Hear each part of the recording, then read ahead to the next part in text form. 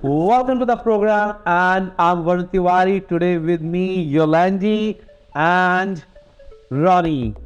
We are talking about the color of the streets and streets of color. Streets of Color. Yes, we are talking with Ronnie about the movie. It's coming up on, and premiere is on 26th. That's right. And congratulations for a feature film in Australia. And this is so good to hear that thing. And congratulations the whole team. I have no story. Now tell me what happened. Where's your buddy Ted? I haven't seen him in a long time. Where is he?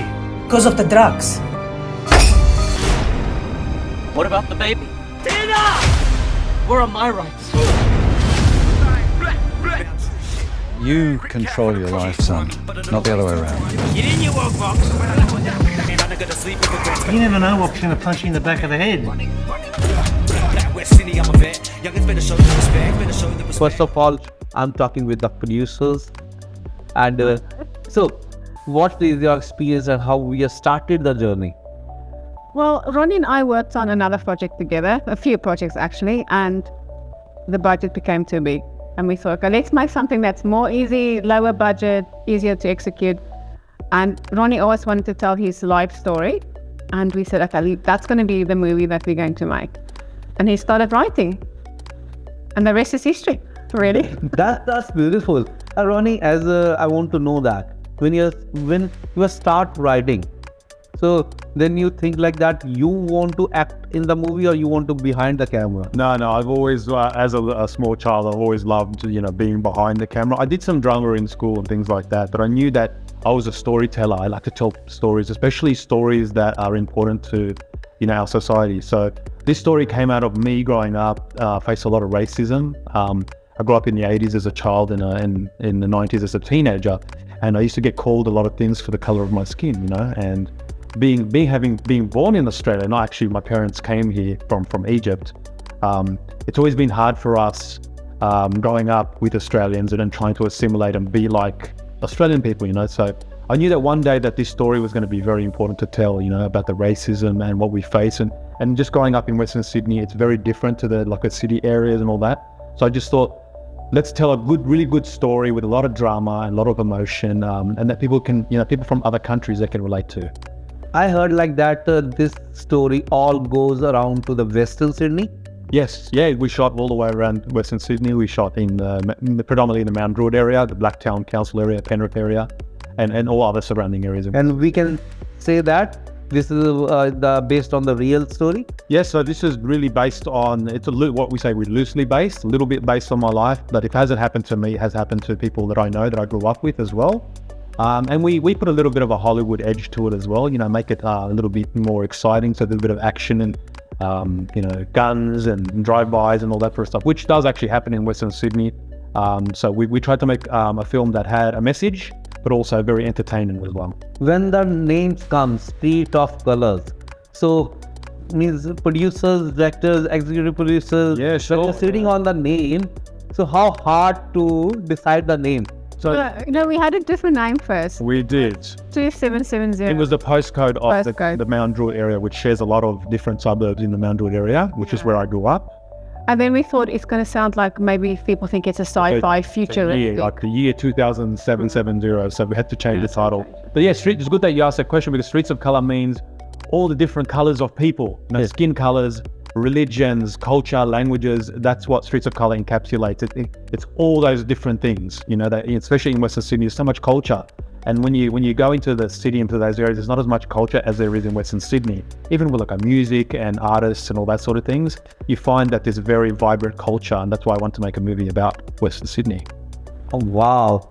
And what your plan is, like you are in acting, modeling, now you are as a producer, and I heard that you have like a lot of feathers in your hat. So what you're expecting from this movie?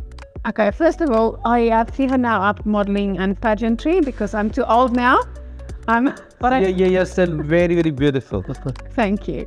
But I've always done producing. The modeling was just a side thing for me. And so we really just want this movie to touch people's hearts and to make people think about what is my role in society and what can I make to do a difference, and am I perhaps being racist and I don't even know it. But most of all, we really, really just want to entertain people. It's a really fun story. Like it's a lot of messages in it, but there's a lot of, like Ronnie said, action, Drama.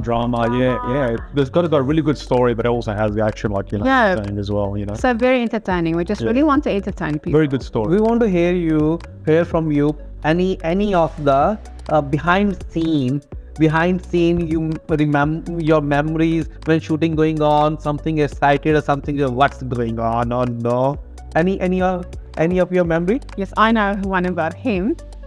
We were shooting a scene with our actor outside, and we needed someone from the house next door to shout back at him because he's knocking on the door and they wanted to say shut up. Of course, we didn't really get someone, but Ronnie did it.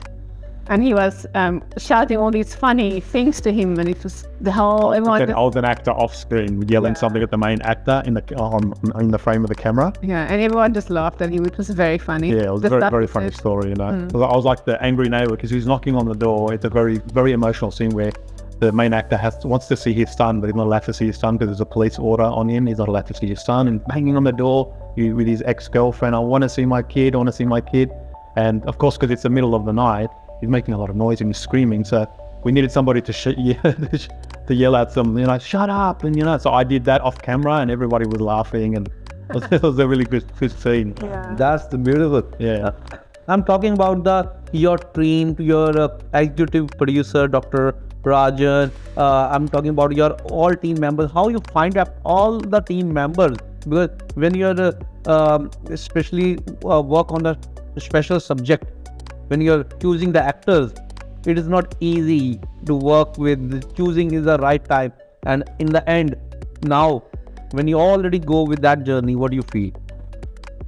Well, first In of all, one question, there are three. You had like 3 or 4 questions. Yeah. Let's try to break it down. I think Ronnie can answer most of it, but I can just say that every person on our project was very handpicked. Like, we didn't just take anyone.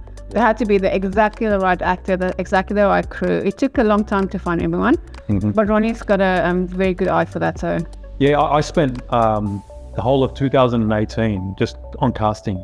Yep. Just like finding the very best actors that we have in Australia, especially in Sydney, you know.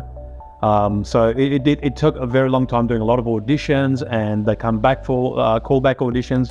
We did screen tests on camera to make sure that they were the right people, and of course we did the same thing with camera crew, you know, all our crew, you know, making sure we looked at their credits and if they had enough experience, because we wanted to make a professional movie this time around, you know, because as Yanni was saying earlier, you know, we were trying to work on bigger things, and we knew that we could still make something on a low budget, but with the very best crew, and we did. And all of our crew members have worked on big Australian films, you know. yeah, like you know, Marvel things and Yeah. Hollywood movies. So we have Mad Max and so we have a smaller budget film, but with like millions of dollars worth of that's right. people and crew and equipment and stuff. Yeah. So now this is your first project as a movie. This is technically my second feature film. I made an experimental feature film, but it was it was a bunch of students. Like, you know, we all were practicing, we're learning how to make a film, and I'm glad I did it. It was over 10 years ago, but this is the first real professional production that I've been on. So Yeah, that's good. And you want to mention some of your actors?